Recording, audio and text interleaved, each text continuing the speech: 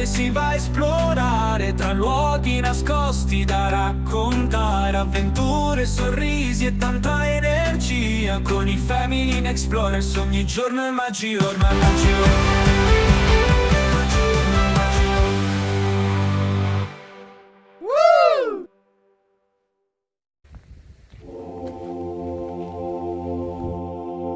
Nascosta tra le pendici, a pochi chilometri da Narboglia, sorge la chiesa de Seremita Matteo, un luogo che parla di ascesi, silenzio e spiritualità arcaica.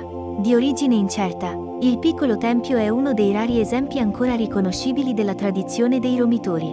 Luoghi isolati frequentati dai monaci per la preghiera solitaria e lo studio contemplativo. Dopo il declino degli ordini monastici benedettini che li utilizzavano, questi luoghi furono spesso occupati da eremiti lai, devoti che scelsero volontariamente una vita ritirata. Tra loro, secondo la tradizione, vi fu Matteo, o Ermanu Mattel come lo definiva il viaggiatore e studioso Alberto La Marmora nel XIX secolo. La chiesetta è unica nel suo genere, un vano semplice, con pianta essenziale, a cui è annesso un cubicolo adibito a cella, testimone della permanenza ascetica del suo ultimo abitante. L'impianto potrebbe risalire addirittura al XIII secolo, anche se ha subito vari rimaneggiamenti nel corso del tempo. Oggi, sebbene abbandonata, si presenta in discreto stato di conservazione, avvolta da un'aura di quiete e mistero. Seremita Matteo non è solo una chiesa, è un luogo dell'anima, un frammento prezioso di quella Sardegna interiore che sa parlare al cuore attraverso la pietra,